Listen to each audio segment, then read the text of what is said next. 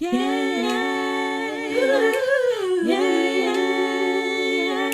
It's the singers I singers only. Singers I singers only. Hey, you guys, it's Kristal Cherelle from Indie Artist School. Welcome to the Singer's Arsenal. Today, we're going to talk about how to crush your live performance. Now, I know that it can be a little daunting to perform live if you've never done it before. So, I wanted to give you 5 tips that can help you do it as best as you can. If you've also already performed live and you're trying to get back on the scene after this quarantine, or you're doing it while also social distancing, then this episode is for you. So basically, it's for everybody. I don't know anybody who wouldn't benefit from this. So keep on listening. Okay, so the first thing that you need to do to crush your live performance is to know how to rehearse effectively. I can't stress this enough, you guys. It's not just running through the songs and being like, yep, got it. No, it needs to be to the point where you've got it in your bones. You know it without thinking. And I'm not just talking about the music. I'm not just talking about the singing. I'm talking about your entire show, top to bottom. I'm talking transitions. I'm talking anything that you want to talk about, anything like that. You want to make sure that you've rehearsed it effectively. Now, I go into greater detail about what rehearsing effectively actually is. If you go back to my Rehearsing Effectively episode, which is the 8 steps to rehearse effectively, but the biggest takeaways I can give you right now about rehearsing is to make sure that you structure your rehearsals and make sure that you challenge yourself. So you want to make sure that you're actually improving and getting better. And you can challenge yourself with your memory and also with your actual song choices and things like that. So yeah, make sure that you challenge yourself. And then the third thing you need to do to rehearse effectively is to work smarter, not harder. And I talk about how to do that. It's a little nugget. It's a little nugget, but we're gonna keep it moving. So yeah, the second thing that you need to be able to do to crush your live performance is do your homework. Ah, yes, this is really important. And I mean this in every way, honestly. Nothing is more frustrating to get to a venue and realize that they don't have a sound system. But you didn't know, so you're not ready. Okay. Had that happen before. Actually, there was a mix in communication. We're not going to talk too deep into that. But yes, things like this.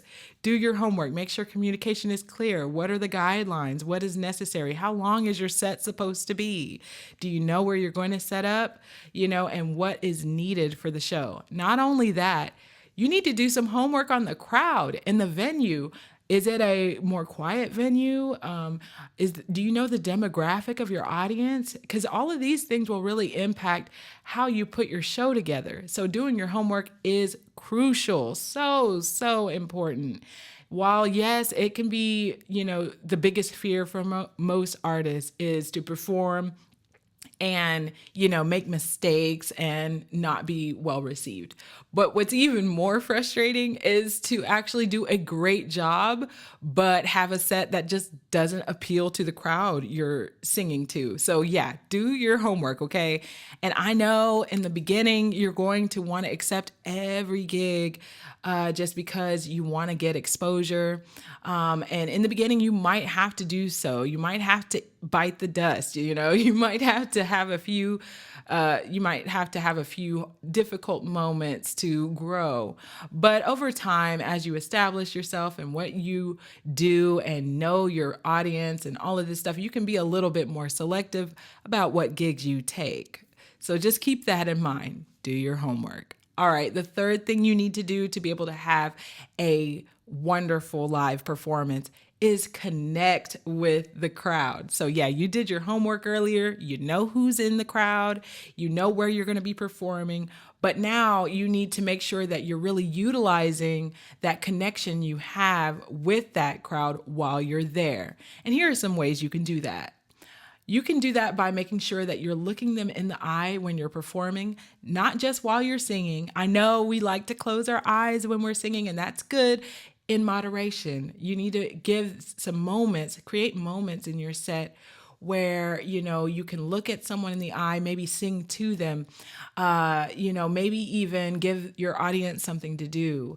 You want to make sure that they are participating as well as you. So like they're part of it with you. It's really hard to ignore somebody when you're together doing the same thing. You can also make sure that you tell engaging stories before a song. Like you can talk about, your inspiration for why you wrote the song. Or if you're singing a cover, you can talk about the artist. Do you have any fun facts about the artist who you're covering? Or maybe there's a story of your own that you can relate to the topic of the song. Now, here's a word of caution for those of you who are struggling with banter or may not realize it. You gotta be aware of your crowd, guys. Like, take a temperature of the room. How's everything going? Are they liking your jokes? Think about that. Are they offended? Have you said something? If something goes left, okay, you can make a joke about it and recover or apologize or something like that. But you want to make light of it. Keep the vibe nice. Don't ever turn on your crowd. Okay, don't be like, well, whatever. I thought it was funny. When you do that, you close yourself off and your crowd is no longer receptive to you. They feel like you guys are at odds and they're not going to want to give you their attention. So just nurture that relationship while you're on stage. Even if there's somebody rude in the crowd, yes, you can address it. But better yet, it's more positive to commend people who are behaving in a positive way. From my experience, I'm just saying. And there was a time, I'm going to tell a little story. There was this guy who was really, really drunk, like, oh my gosh. And he was getting a little rowdy and disruptive during the show. And he even came as far to like come up to me and tried to touch me on my arm and stuff and pull me away and all this weird stuff. And I was really just trying to keep performing, and I don't have bodyguards or anything. Didn't think I would need any. But sometimes there's people who are a little, what's the word? I was going to say crazy or fanatic or drunk. There's so many different ways people might cross your boundaries. So you want to make sure that you have some people on your team who could shield you from stuff like that. And here's the crazy thing about that story. Someone from the audience who was engaged with my show and really paying attention. There were several people there. A lot of people just watched in awe, like, what's going on? But this one guy just stood up and like, called that guy out and called security and all this stuff. And he became a bodyguard and just an impromptu bodyguard. You never know what you need. Okay. So just right now, I just realized that story probably scared somebody from performing. I apologize, but this is the truth. This is the nature of it. Engage with your crowd, but had no one been paying attention, let's talk about that for a second. Had no one been paying attention to my show, I don't even know if they would have noticed that happening. I had the protection of the crowd in one way. That's one way to look at it, because they were invested in the show. And so they were able to, protect me from anybody who was being weird. Now, ideally, that won't be a normal situation. That's only happened to me, twice. Well, anyway, I was going to say that only happened to me once. But anyway, it doesn't happen often, okay? I've been performing for years and those kind of crazy situations don't happen. But one thing I will say that does happen is when you engage with your crowd, you build a relationship and you build memories together. They'll remember that show from 3 years ago when, you performed, a new song that they didn't know yet, and you told that funny story. Those kind of things really help endear you to the crowd. Okay, so the fourth thing that you need to be able to do to perform live and kill it. Well, you know what? Before I get into that, didn't mean to tease y'all. But before I get into that, I want to invite you to donate to this podcast by going to anchor.fm/thesingersarsenal/support. I really, really enjoy creating these episodes for you guys. And I really couldn't do this without your support. Your donations are what keeps this podcast going. And for those of you who have already donated, thank you so much. You're a real one. And if you want to be a part of the crew, go ahead and visit anchor.fm/thesingersarsenal/support. Also, if you want to get a t-shirt, I have a new shirt called I Strive to Slay My Vocals. If you're somebody who strives to slay your vocals too, then you can visit my link tree, which has links to everything, including my website, my podcast. If you want to get private lessons with me virtually, things like that are all in the same link.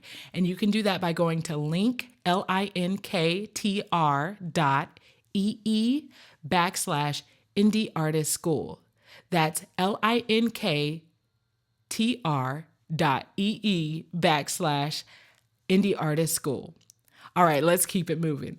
So, the fourth thing that you need to do to be able to crush your live performance is to create a great set list. Now, I'm not even gonna lie, guys, creating a set list is kind of a special skill in and of itself. And I won't deny, it got better over time.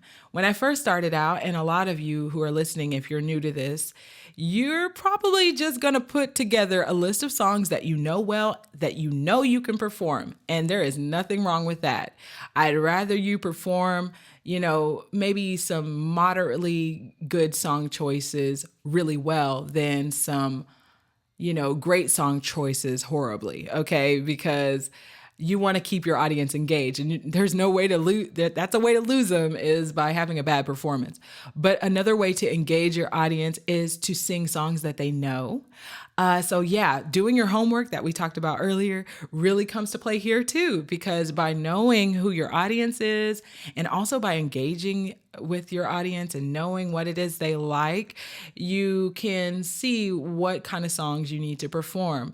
Now, this does take time. There's other things to consider as well, aside from just what your audience might know. You also need to consider the arrangement of the song.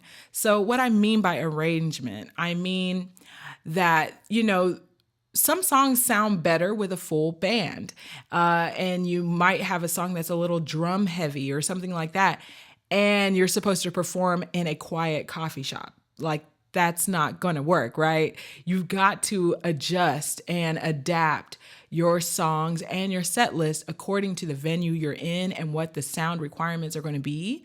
So if they don't have many channels for multiple instruments or something like that, you got to do a stripped down version of a song.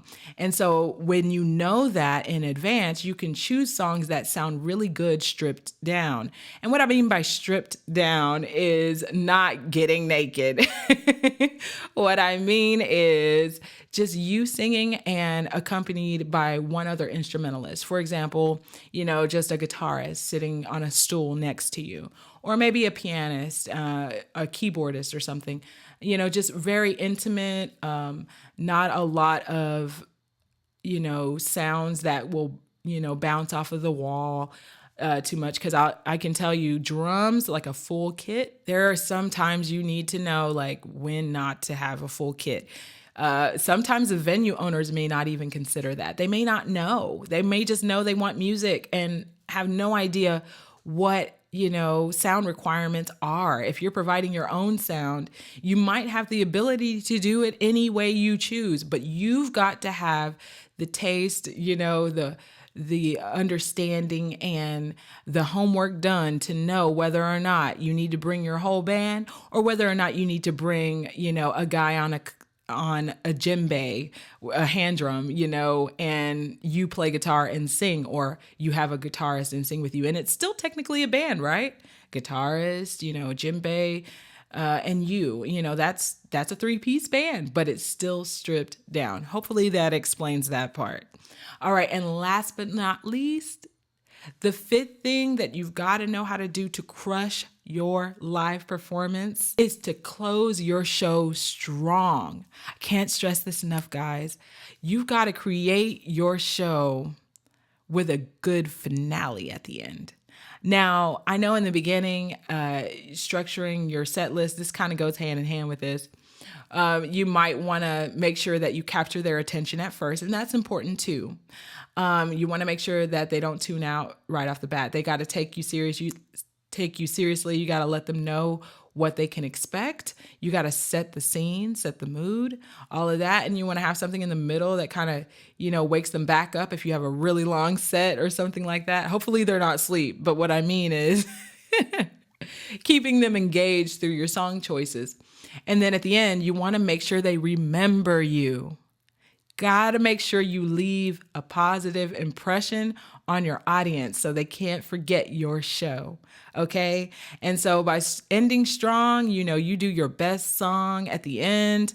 And then immediately following, while everybody's really engaged and hyped up, you want to thank your audience, stay engaged with them, and direct them to your promotional items. Like if you got a merch table with an email sign up list, encourage them to sign up so they can go to your next show. Talk about what shows you have coming up next. Tell them where, tell them the time, tell them the day. Make it easy for them to follow you. Give them your Instagram handle, your Twitter handle, whatever, and give them a business card so they can find all of this later. Because chances are, even though you say all those things on the mic, they may not know how to spell any of this stuff.